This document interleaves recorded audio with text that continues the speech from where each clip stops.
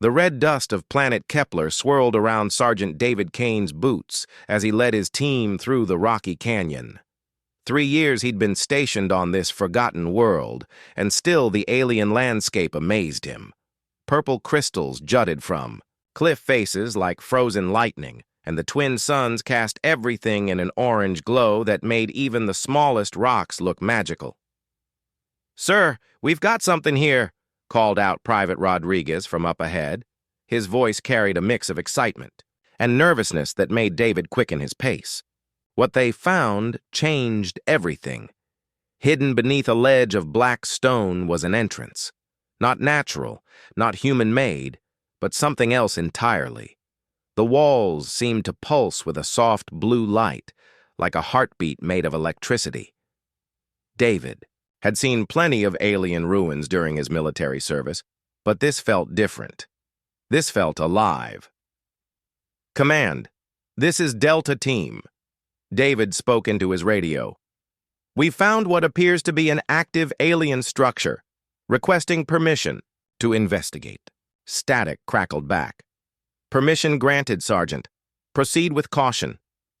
The team moved into the tunnel, their flashlights cutting through the strange blue glow. The walls were smooth as glass, covered in symbols that seemed to shift when you weren't looking directly at them. The air hummed with energy, making the hair on David's arms stand up. "This place gives me the creeps," whispered Rodriguez. "Stay focused," David replied, though he felt it too. Something about this place was calling to him, pulling him deeper into its depths. They walked for what felt like hours, descending deeper, underground. The tunnel branched off in several directions, but David felt drawn to one particular path. He couldn't explain why, but his instincts had kept him alive through 2 wars, so he trusted them now. The tunnel opened into a vast chamber that took their breath away. The ceiling stretched so high their lights couldn't reach it.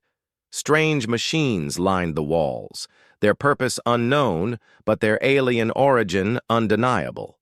Everything pulsed with that same blue light, stronger here, almost blinding. But it wasn't the machines that made David's heart skip a beat. In the center of the chamber, suspended 3 feet off the ground, was a figure wrapped in chains of pure light. At first glance, David thought it might be a statue, some kind of alien artwork. But then he saw her chest rise and fall with breath. She was alive. The being was humanoid, but clearly not human. Her skin held a faint blue tint that seemed to glow from within. Her hair was white as starlight and flowed around her face like it was floating in water. Even unconscious and bound, she carried herself with a dignity that spoke of nobility. "What is that thing?" Rodriguez whispered, raising his weapon. "Lower your weapon," David ordered, surprised by the sharpness in his own voice. "She's a prisoner here, not a threat." As if responding to his words, the being's eyes fluttered open. They were the color of deep ocean water, ancient and intelligent. When her gaze met David's, he felt something shift inside his chest. Not fear, not attraction exactly, but recognition. Like meeting someone you'd been waiting your whole life to find. She spoke, her voice melodic but speaking words he didn't understand. The language was beautiful, full of musical tones that seemed to resonate in the chamber itself. Though he couldn't understand her words, her meaning was clear. She was asking for help. "The energy readings are off the charts, sir," reported Specialist Thompson, checking his scanner. "Those chains, they're not just holding her, they're draining her somehow." David studied the glowing bonds that held her suspended. They weren't solid metal, but seemed to be made of concentrated energy. Every few seconds, they pulsed brighter, and each time they did, the alien woman winced in pain. "How long do you think she's been here?" asked Rodriguez. "Too long," David answered, pulling out his plasma cutter. The tool was designed for cutting through metal bulkheads, but he hoped it might work on energy constructs too. "Sir, shouldn't we contact command first?" Thompson asked. "This could be some kind of trap." David looked into the woman's eyes again. There was no deception there, no malice, only hope and a pain so deep it made his chest ache. Sometimes you have to do what's right, even when the rules say otherwise. He activated the plasma cutter. The blue beam cut through the first energy chain like a hot knife through butter. The woman gasped, and some color returned to her skin. Encouraged, David cut through the second chain, then the third. As the final chain dissolved, she collapsed forward. David dropped the cutter and caught her, surprised by how light she felt despite appearing to be his height. Her skin was warm, and he could feel her heart beating rapidly against his chest. She looked up at him and spoke again in her musical language. This time her words were soft, grateful. She placed her hand over her heart, then over his, and nodded. Even without understanding her language, David knew she was saying, "Thank you." That's when the alarms started screaming. Red lights flashed throughout the chamber as a sound like metal grinding against stone echoed from the tunnels. Heavy footsteps thundered toward them, growing closer by the second. "Contact! Multiple hostiles incoming!" Thompson shouted, raising his rifle toward the tunnel entrance. The first alien soldier that burst into the chamber was unlike anything. In the military databases, 8 feet tall and covered in scales like armor, with cybernetic implants glowing red where its eyes should be. It carried a weapon that hummed with the same energy as the chains that had held the woman prisoner. 3 more followed behind it, moving with military precision but alien grace. They weren't just guards, David realized. They were hunters. And they'd come to reclaim their prisoner. The woman in his arms struggled to stand, fear replacing the gratitude in her eyes. She spoke urgently in her language, pointing at the creatures and shaking her head. She was warning him, David understood. These beings were dangerous. "Thompson, Rodriguez, defensive positions," David ordered, helping the alien woman to her feet. She was weak but determined, her hands beginning to glow with the same blue energy that had filled her chains. The lead creature spoke in a voice like grinding gears, its words harsh and commanding. David didn't need a translation to understand. It wanted the woman back. "Not happening," David said, raising his rifle. The creature tilted its head, perhaps surprised that a human would challenge it. It spoke again, this time with what sounded like amusement. "I don't think it's taking no for an answer, sir," Rodriguez said, sweat beading on his forehead. David felt the woman's hand touch his shoulder. When he looked back at her, she was shaking her head, gesturing for him to leave. Even weak and frightened, she was trying to protect him. She was willing to return to captivity to keep him safe. In that moment, David Kane made a choice that would change both their lives forever. He'd spent years following orders, doing his duty, being a good soldier. But sometimes being a good man meant more than being a good soldier. "Rodriguez, Thompson, fall back to the tunnel entrance. Cover our retreat." "Sir, what about the mission?" "The mission just changed," David replied, wrapping his arm around the alien woman's waist to support her. "We're getting her out of here." The woman looked at him with surprise, then gratitude so profound it took his breath away. She spoke his name, though he'd never told it to her. Somehow, in that moment of connection when he'd freed her, she'd learned it. "David," she said, her accent making his name sound like music. "That's right," he said, checking his weapon. "And we're leaving together." The creatures roared their anger and opened fire. Energy beams lit up the chamber like deadly fireworks. David and his team returned fire while helping the woman toward the exit.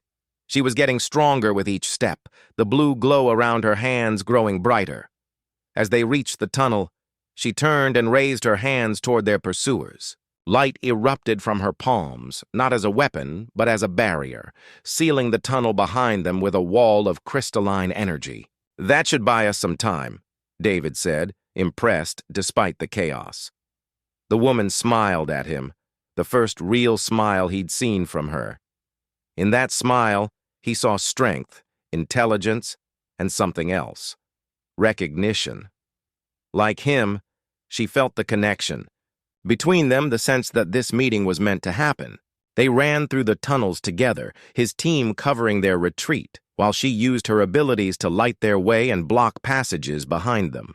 They moved as if they'd trained together for years, each anticipating the other's actions. When they finally emerged into the orange light of Kepler's twin suns, David realized there was no going back. He'd made his choice, and whatever came next, they would face it together. The alien woman squeezed his hand and spoke a single word in his language, carefully pronounced, but warm with meaning. "Friend."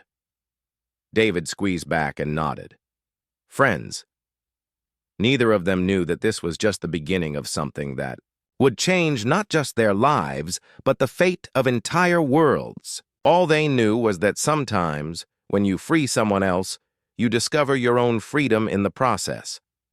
Behind them, the sounds of pursuit grew louder. Ahead lay uncertainty, danger, and a future neither could predict, but they would face. It together, the human soldier and the alien princess, bound by a choice made in the depths of an alien prison. The adventure was just beginning. 3 days had passed since David and his team escaped the alien facility with the mysterious woman. They'd been running ever since, moving through the crystal forests of Kepler, always staying one step ahead of their pursuers. The sounds of hunting ships echoed overhead every few hours, forcing them to take shelter in caves and under rocky overhangs. David's radio had been silent for 2 days now. Command probably thought his entire team was dead, which might actually work in their favor. Dead soldiers don't get court-martialed for disobeying orders. The alien woman, who they'd started calling Luna because of her silver hair, was getting stronger each day. The blue glow in her skin was returning, and she could walk without support. Now. But David noticed she stayed close to him, never more than arm's reach away. "She doesn't trust us," Rodriguez whispered during one of their rest stops. "Look how she watches everything we do." "She's being careful," David corrected. "Wouldn't you be, after what she's been through?" Thompson was checking his scanner again. "Those energy signatures are still following us. Whatever those creatures are, they're not giving up."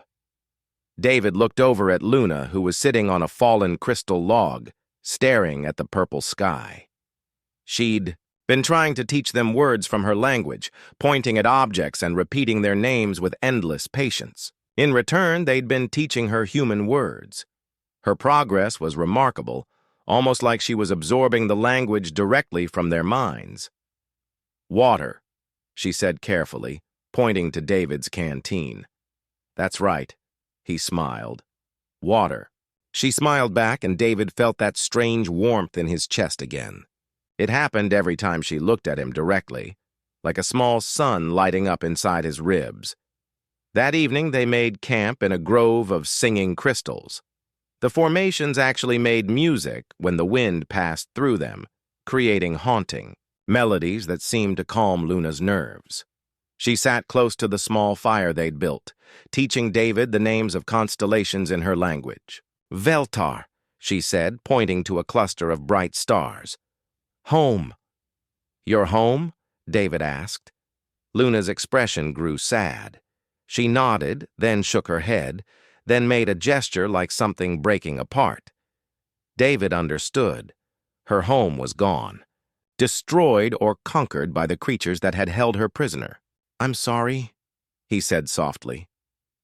Luna tilted her head, not understanding the words but sensing his meaning. She reached out and touched his hand briefly, a gesture of gratitude that sent warmth shooting up his arm. "David," she said his name carefully. "Good, man." Before he could respond, Thompson's urgent whisper cut through the crystal music. "Movement. 2 clicks north. Multiple contacts." David was on his feet instantly, weapon ready. Luna stood beside him, her hands beginning to glow with that blue energy. She spoke quickly in her language, pointing in different directions. "I think she's telling us where they are," David realized. "She can sense them somehow." The first attack came from above.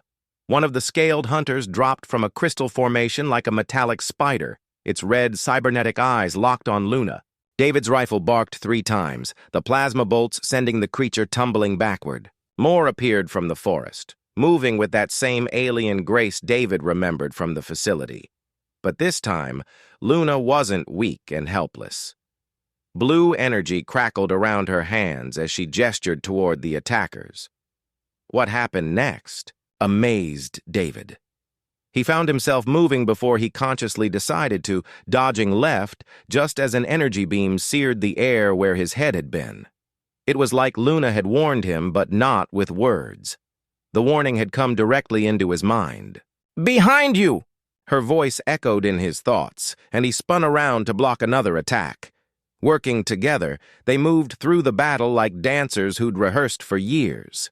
When David needed to reload, Luna created a barrier of light to protect him. When she needed time to build up her energy, David drew the hunter's attention with covering fire. Rodriguez and Thompson fought bravely, but they weren't part of this strange connection. They couldn't anticipate each other's moves the way David and Luna could. The battle lasted only minutes, but it felt like hours. When the last hunter retreated into the crystal forest, David and Luna were standing back to back, both breathing heavily but unhurt. "How did we do that?" David asked, looking at her with wonder. Luna pressed her hand to her chest, then to his, just like she had when he first freed her. She spoke in her language, then tried to find the human words. "Connected," she said finally. "You, me, connected." That night, Luna tried to leave. David woke up to find her gone from the camp. Her footprints led away into the crystal forest, but they were easy to follow. He found her sitting on a hillside looking up at the stars of her destroyed homeworld. "Why?" he asked, sitting down beside her. Luna looked at him with those deep ocean eyes, sadness written across her face. She struggled to find the words in his language. "Danger," she said, pointing to herself. "You, safe, without me." David shook his head. "We're stronger together. You saw what happened in the fight." "Fight because me," Luna replied. "They want me. You die because me." David was quiet for a moment, looking up at the alien constellations. "Maybe," he said, finally. "But that's my choice to make." Luna looked confused, so David tried to explain. "On my world, we believe every person gets to choose their own path. You don't get to choose mine for me." "Choose?" Luna repeated the word carefully. "Yes, I choose to help you. I choose to stay with you. That's my decision, not yours." Luna stared at him for a long moment.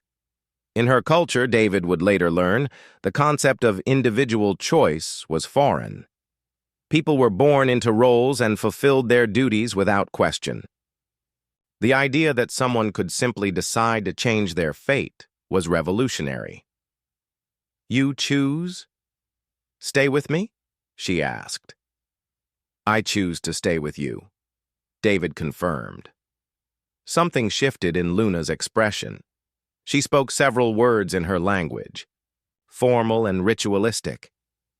Then she took David's hand and placed it over her heart, while putting her own hand over his. "What does that mean?" David asked. Luna struggled with the translation. "Promise," she said finally. "Together. Promise." David felt the warmth in his chest grow stronger, spreading through his entire body. Whatever Luna had just done, it felt permanent, important, like signing a contract written in starlight. "Together," he agreed. From that moment, Luna never tried to leave again. The next morning brought new challenges.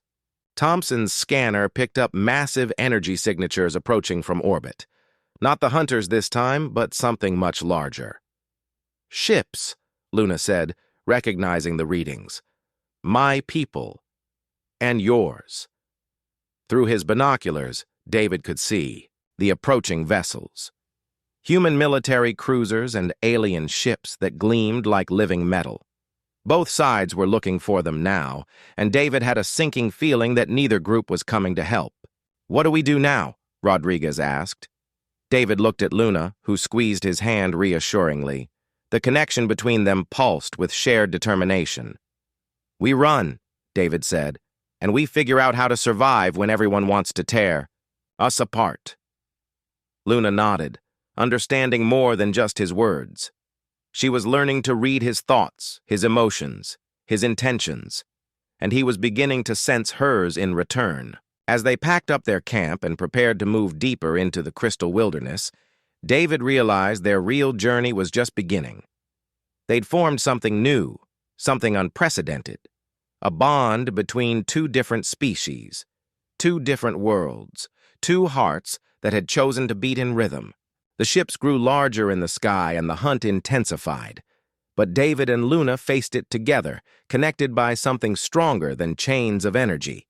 They were bound by choice, by trust, and by the growing certainty that their meeting had been more than chance. Whatever came next, they would face it as partners. The human soldier and the alien princess, writing their own rules in a galaxy that desperately needed new ones. 2 months had passed since David and Luna first escaped into the crystal wilderness of Kepler. What started as a simple rescue mission had turned into something much bigger. Their faces were now on wanted posters across 3 solar systems. The bounty on their heads had grown so large that hunters from dozens of different species were tracking them. David never imagined he'd become the galaxy's most wanted deserter, but every morning when he woke up and saw Luna practicing her human words by the campfire, he knew he'd made the right choice. "Coffee," Luna said proudly, holding up David's metal cup. "Hot coffee." "Perfect," David smiled, accepting the cup. The liquid inside wasn't actually coffee, but a bitter root tea Luna had shown him how to make from local plants. It tasted terrible, but it kept them alert during long nights of running and hiding. Their bond had grown stronger over the weeks.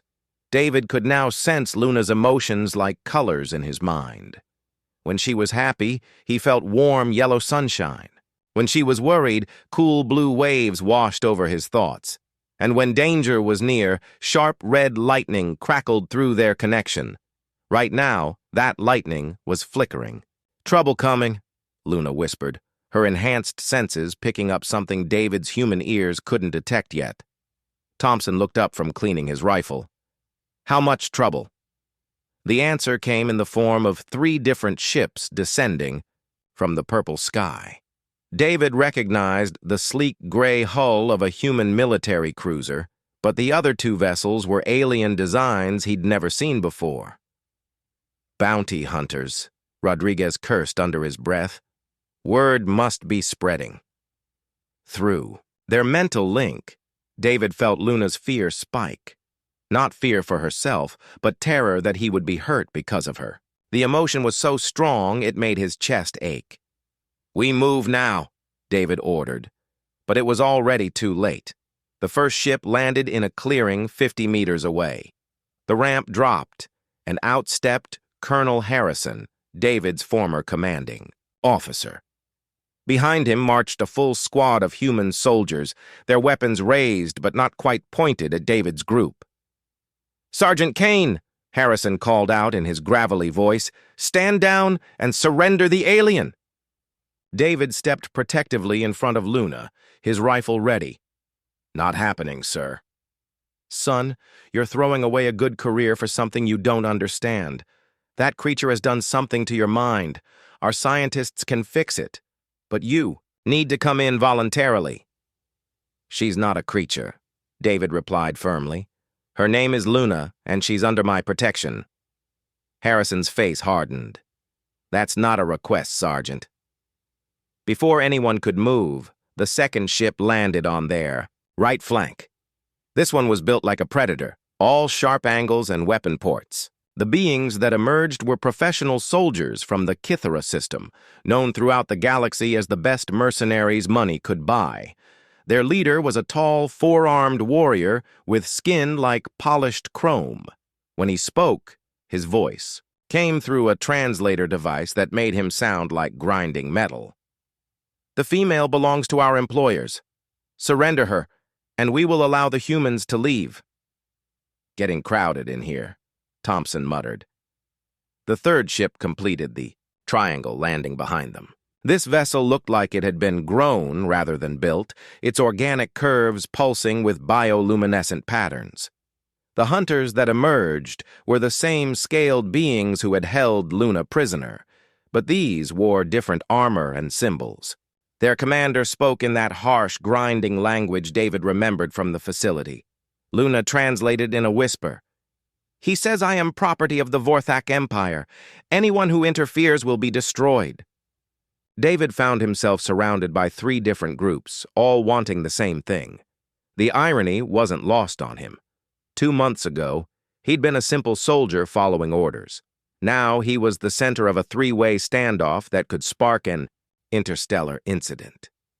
"Gentlemen," David called out loudly, "I have a proposal." All 3 groups turned their attention to him. Through his bond with Luna, he felt her confusion mixed with admiration for his boldness. "You all want her," David continued, "but none of you have asked what she wants." Colonel Harrison frowned. "It's an alien, Kane. It doesn't get a vote." "She," David emphasized the word, "is a thinking, feeling being with the right to make her own choices." The Kithara mercenary leader made a sound that might have been laughter. "Rights are luxuries for those with power, human. She has no power." "Here." "Actually," David smiled grimly, "she has more power than any of you realize." He felt Luna's surprise through their connection, followed by understanding. She stepped forward, placing her hand on David's shoulder. The simple touch sent visible waves of blue energy rippling across her skin.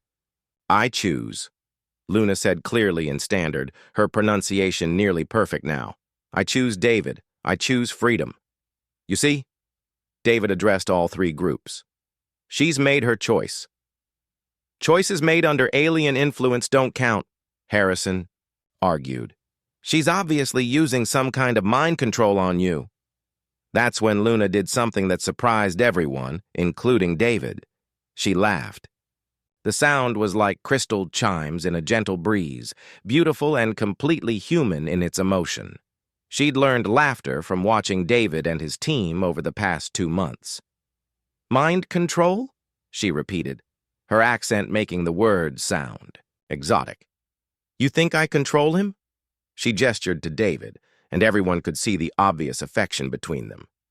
Not the blank stare of someone under mental influence, but the warm look of someone who had chosen to care about another person. "He could leave," Luna continued, her language skills improving with each word. "Every day, he could leave. Every night, he could walk away. But he stays. Not because I make him stay, because he chooses to stay."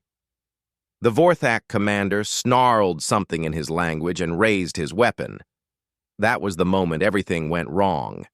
The energy blast meant, for Luna struck the ground between the 3 groups, sending everyone diving for cover. David tackled Luna behind a cluster of crystals as plasma fire lit up the clearing from all directions. But something was different this time. As the battle raged around them, David felt Luna's hand slip into his. Power flowed between them, more than he'd ever experienced before. It was like their minds were becoming one, sharing thoughts and instincts at the speed of light. David found himself moving with impossible precision, dodging energy blasts before they were fired, knowing exactly where his enemies would be before they got there. Luna's abilities flowed through him like electricity through copper wire. On the other side, Luna was using his tactical knowledge, his understanding of human military strategy, his years of combat experience. Together, they fought with a coordination that bordered on supernatural. "Behind the red crystals," Luna whispered, but David was already turning, his rifle tracking the Kithara soldier before the mercenary cleared cover. "Thompson, move left," David called out, somehow knowing exactly where his teammate needed to be to avoid the incoming fire. The battle lasted 20 minutes, but it felt like hours.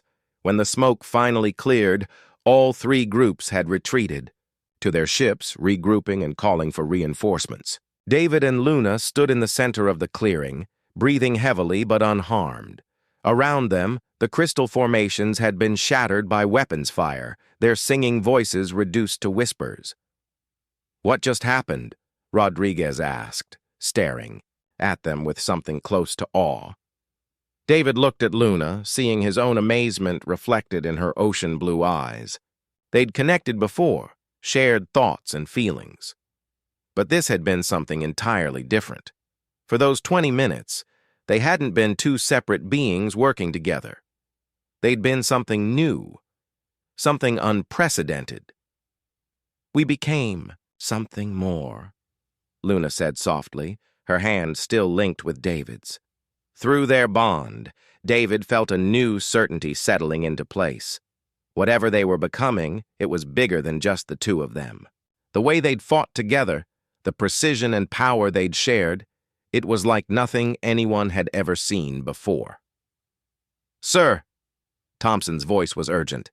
"Scanner shows massive energy signatures incoming. Looks like everyone's calling in the big guns." Above them, the sky was filling with ships. Human vessels, alien cruisers, and designs David didn't recognize. Word of their unique abilities had apparently spread fast. "They're not just hunting us anymore," David realized. "They're studying us." Luna squeezed his hand, her expression determined despite the fear he could sense through their connection. "Then we show them something worth studying." As the first of the larger ships began descending toward their position, David felt a strange calm settle over him.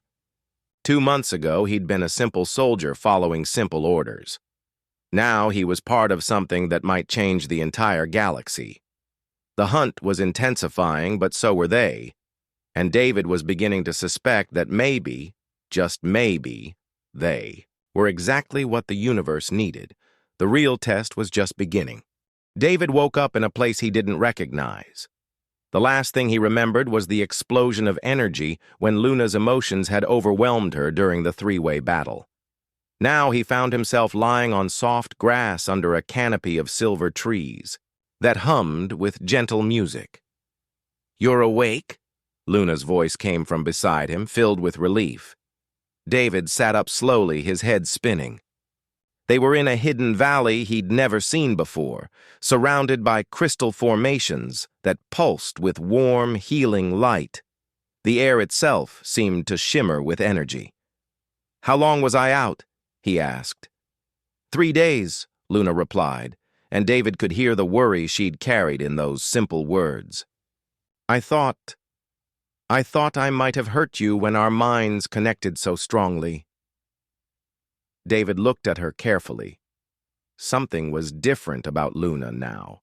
She seemed more confident, more sure of herself, and her eyes held a knowledge that hadn't been there before. "Luna, what happened to us back there?" She was quiet for a moment, then spoke in a voice filled with wonder. "I saw things, David. While you were unconscious, I had visions. Images from my people's ancient records, prophecies I thought were just stories." "What kind of prophecies?" Luna stood and walked to one of the crystal formations. When she touched it, images began forming in the air above them like a holographic movie made of light and memory. "Long ago, my people's seers spoke of a time when two hearts from different worlds would join as one. They said this union would bring peace to the galaxy, ending the wars that have torn apart civilizations for thousands of years.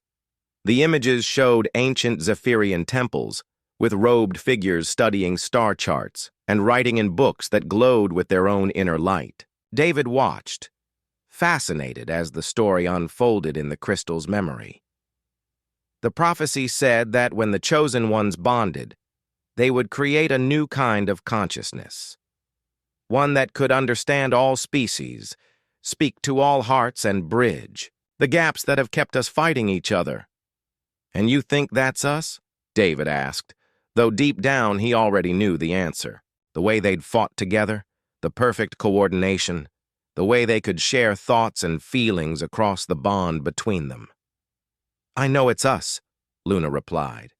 "But David, there's more. The reason I was captured, the reason the Vorthak have been hunting pairs like us across the galaxy. They know about the prophecy, too." The crystal images shifted, showing scenes of battles and destruction.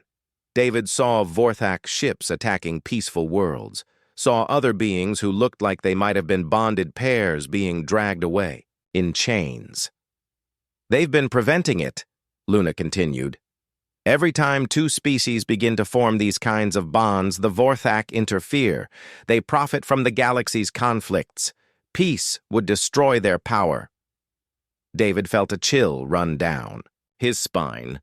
How many others have they stopped? Dozens, maybe hundreds over the centuries. We're not the first, David, but we might be the last chance. Before David could respond, the sound of approaching vehicles echoed through the valley. But these weren't the harsh engines of military ships. These vehicles moved with a smooth, quiet hum. "Friends," Luna said, sensing David's tension. "People who have been waiting a very long time to meet us." The first vehicle that entered the valley looked like it had been grown from living metal. It moved without wheels, floating a few inches above the ground. Behind it came others, some clearly human in design, others completely alien. From the lead vehicle stepped a woman David recognized. Colonel Kate Morrison had been his instructor at the military academy years ago. She was older now, her hair silver instead of brown, but her sharp green eyes were exactly as he remembered. "Hello, David," she said with a warm smile. "I'm sorry we couldn't contact you sooner, but we had to be sure you were ready." "Ready for what?" David asked, helping Luna to her feet. "To learn the truth about what you've become," came another voice. This one belonged to a tall, elegant being who looked similar to Luna but older, with intricate tattoos covering his blue-tinted skin. "My uncle," Luna whispered, and David felt joy and relief flood through their bond. "Uncle Thylan, I thought you were dead." The older Zephyrian embraced Luna gently. "I've been working with a group of humans and other species who know about the prophecy. We've been waiting for you both." Colonel Morrison stepped forward. "David, what you and Luna have accomplished is remarkable, but it's also dangerous. There are forces in this galaxy that will do anything to stop you from reaching your full potential." "What are you talking about?" David asked. Uncle Thylan answered. "The bond you share is just the beginning. As it grows stronger, you'll develop abilities that could revolutionize how different species communicate and understand each other. You could end wars with a thought, heal ancient hatreds with a touch. But," Colonel Morrison continued, "the Vorthak Empire has built their entire civilization on conflict and suffering. If peace breaks out across the galaxy, their power structure collapses." David felt Luna's hand slip into his as more vehicles arrived in the valley. Beings of different species emerged, all of them watching David and Luna with expressions of hope and reverence. "We're part of an alliance," Morrison explained. "Humans, Zephyrians, and dozens of other species who have been working in secret for generations. We've been protecting potential bonded pairs, studying the prophecy, preparing for this moment." "What moment?" David asked. A new voice answered, and David turned to see Rodriguez and Thompson emerging from one of the human vehicles. His teammates looked different, more serious, and they wore uniforms he didn't recognize. "The moment when we stop running and start fighting back," Rodriguez said with a grin. "Sir, we've been part of this alliance for months. Colonel Morrison recruited us after you disappeared." David stared at his men. "You've been spies this whole time?" "Not spies," Thompson replied. "Believers. We saw what you and Luna could do together. We wanted to be part of something bigger than just following orders." Luna squeezed David's hand, and through their bond he felt her amazement and gratitude. She'd spent so long feeling alone, believing her people were extinct or scattered. Now, she was surrounded by beings who understood her purpose. There's something else you need to know, Uncle Thailand said gently. The Vorthak are planning something terrible. Our scouts report they're gathering a massive fleet, preparing for what they call the final cleansing. They're going to destroy every world where bonded pairs might develop, Morrison explained, starting with Earth and New Zephyria. David felt anger flash through him, hot and fierce. Through their bond, Luna's fury joined with his, and the crystal formations around the valley began glowing brighter. How many people are we talking about? David asked. Billions, Morrison replied quietly. Unless we stop them. Luna spoke for the first time since her uncle arrived. How do we fight an entire empire? Uncle Thailand smiled, and David saw where Luna got her determination. The same way our ancestors always fought impossible odds, with hope, courage, and the belief that some things are worth any sacrifice. He gestured to the assembled beings around the valley. We have allies on dozens of worlds, resources hidden across the galaxy, and most importantly, we have you two. The prophecy speaks of the bonded ones leading a great alliance, Morrison added, not as rulers, but as symbols, proof that different species can not only coexist, but become stronger together. David looked around at the faces watching him, and Luna. Humans, Zephyrians, and beings he couldn't even identify, all united by a shared dream of peace. The responsibility felt crushing, but Luna's presence in his mind steadied him. What do we do first? He asked. Morrison smiled. We prepare for war, but not the kind of war the galaxy has ever seen before. We're going to fight for peace, for understanding, for the right of every being to choose their own destiny. As the twin suns of Kepler began to set, painting the Crystal Valley in shades of gold and purple, David realized his simple rescue mission had become something he never could have imagined. He wasn't just a soldier anymore. He was a symbol, a bridge between worlds, part of something that could reshape the entire galaxy. The revelation was complete, but the real challenge was just beginning. Somewhere out there, the Vorthak Empire was preparing to destroy everything David and Luna represented. But they wouldn't face it alone. For the first time since this adventure began, they had allies, purpose, and hope. The final battle was coming, and David Kane was ready to fight. For more than just survival, he was ready to fight for the future. 6 months later, David stood on the bridge of the Alliance flagship Unity, watching the largest space battle in galactic history unfold before him. The Vorthak Empire had brought everything they had to this final confrontation above the neutral world of Haven Prime. Their massive warships blotted out the stars, but they weren't alone. Beside David, Luna placed her hand on his shoulder, and immediately their shared consciousness expanded to encompass the entire battlefield.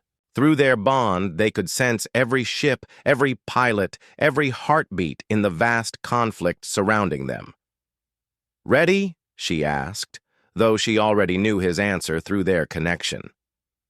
Together, David replied, the word that had become their motto over the past months. The journey to this moment had been incredible. After joining the Alliance in the Crystal Valley, David and Luna had spent weeks learning to control their expanding abilities. They discovered they could share their bond temporarily with others, allowing different species to understand each other in ways that had never been possible before. The first time David had connected a human diplomat with a Cathera ambassador. Through their bond, both beings had wept at finally understanding each other's thoughts and motivations. Centuries of mistrust had melted away in a single moment of shared consciousness. Word had spread quickly across the galaxy, not just about the amazing bonded pair, but about what they represented. Hope for peace, proof that different species could become stronger together rather than fighting each other for scraps. But the Vorthak hadn't remained idle. General Krestar, the massive reptilian commander who had originally captured Luna, had convinced his government that David and Luna represented an existential threat to their way of life. And he was right. The Vorthak Empire was built on conflict, suffering, and the profits that came from selling weapons to warring civilizations. If peace broke out across the galaxy, their entire economic and social structure would collapse. So they had decided to destroy every world that might harbor bonded pairs, starting with Earth and New Zephyria. Their fleet was massive, easily, outnumbering the hastily assembled alliance forces 3-1. But numbers weren't everything. "Alliance ships, this is David Kane," he spoke into the comm system, his voice carrying to every vessel in their fleet. "Human cruisers, Zephyrian bioships, Cathara warbirds, and dozens of other designs from species that had never fought side by side before. You all know why we're here. Not to conquer or destroy, but to protect the right of every being in the galaxy to choose their own path, to love who they want to love, to bond with who they want to bond with, to live free from fear." Through his connection with Luna, David's words carried more than just sound. They carried emotion, conviction, and hope, transmitted directly into the hearts of every pilot listening. Today, we don't fight as separate species. We fight as one people, one family, one dream of what the galaxy could become. The Vorthak fleet opened fire first, as everyone knew they would. Streams of red energy lanced across space, but the Alliance was ready. They moved not as individual ships, but as a coordinated whole, guided by David and Luna's shared consciousness. "Zephyrian bioships, flow pattern 7. Luna's voice joined David's on the comm. "Human cruisers, cover the flanks.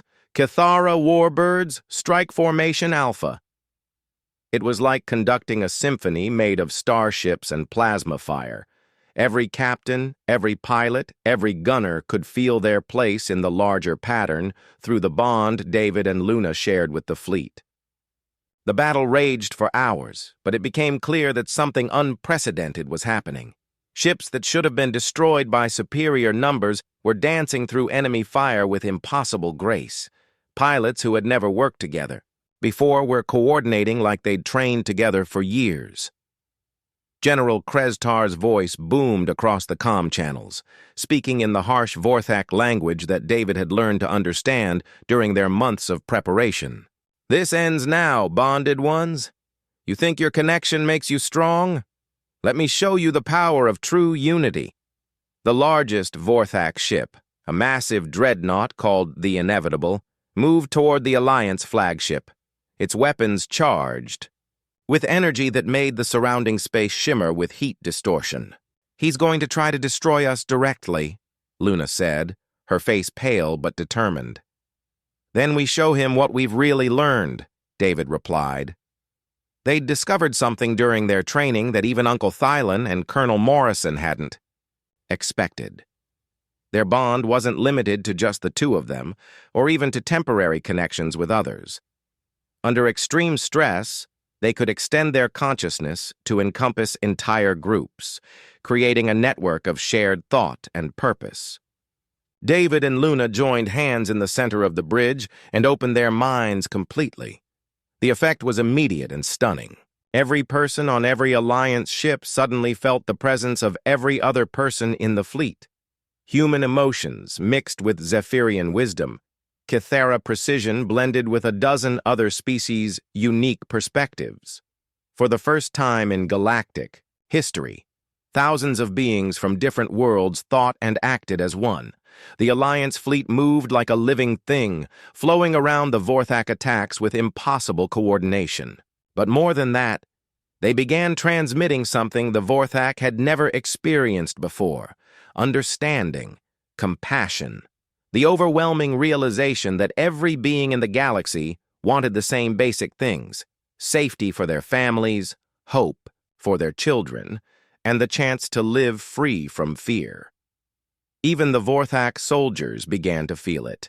Through their cybernetic implants, through their communication systems, the wave of shared consciousness spread to their ships as well.